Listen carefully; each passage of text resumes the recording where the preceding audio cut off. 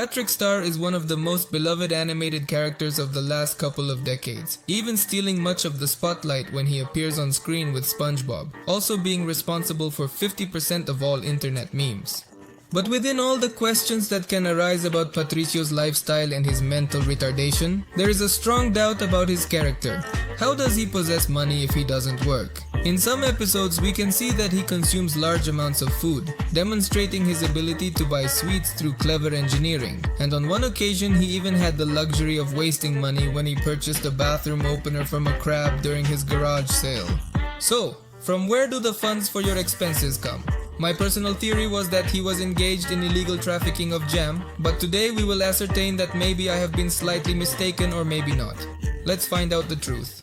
First, it is necessary for us to analyze your economic status based on your assets, which of course are practically non-existent. He lives in a small neighborhood with SpongeBob and Squidward. Our chubby friend's house does not represent any luxury, as it is just a simple rock, so I guess we can't count it.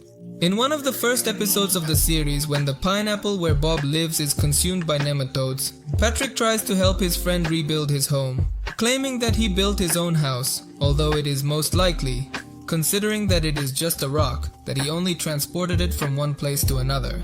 The strange thing is that since he hasn't paid, Patricio would be a criminal, right? The land likely does not belong to him/her.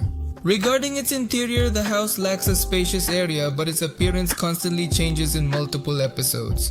The initial instances in which we can observe how Patricio lives, it is feasible to observe that the interior of his house is essentially devoid of furniture or decorations.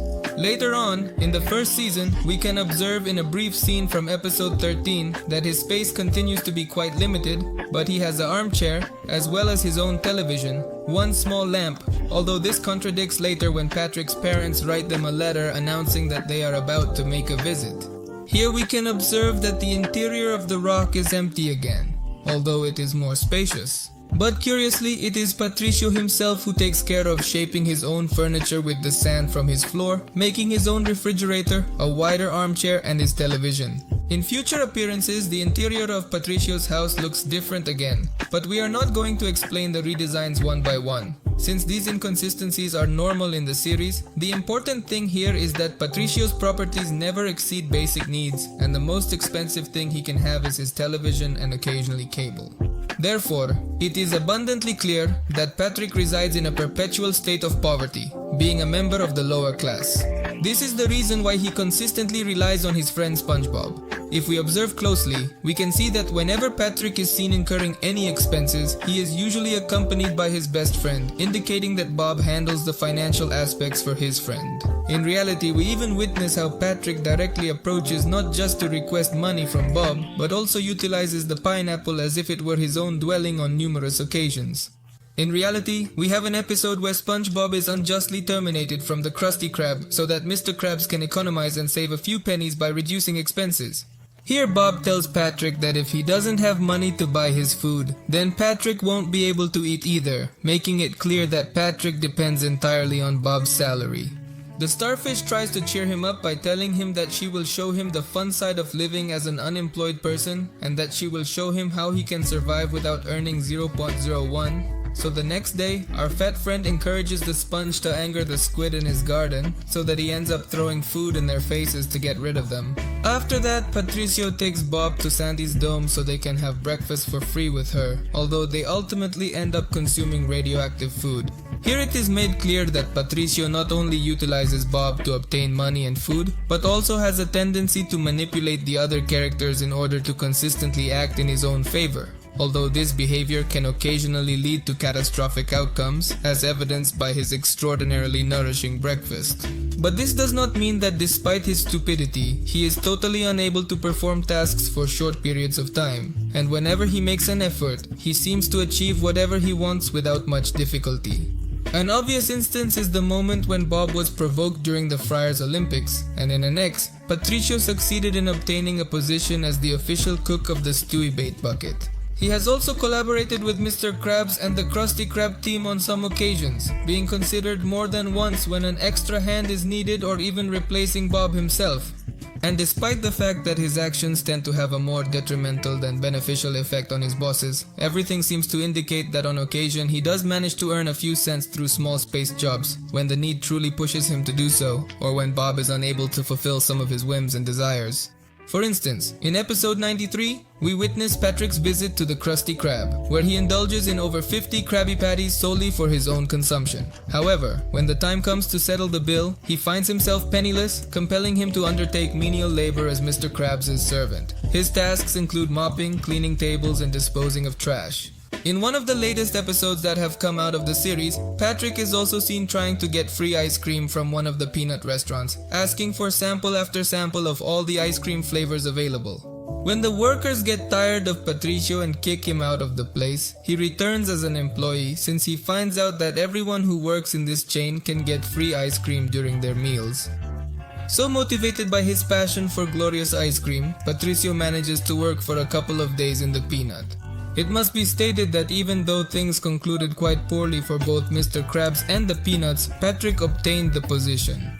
This shows us two things. He can get a job, but obviously he doesn't have a steady job, and that's why he's in a precarious situation. If we analyze his complete background history and his environment, we discover a destitute, overweight, and unhappy creature. A starfish that his parents discarded from the house a couple of years ago, and now resides on a basic rock with furniture created by himself using sand, and consistently requires the assistance of his friends to stay alive.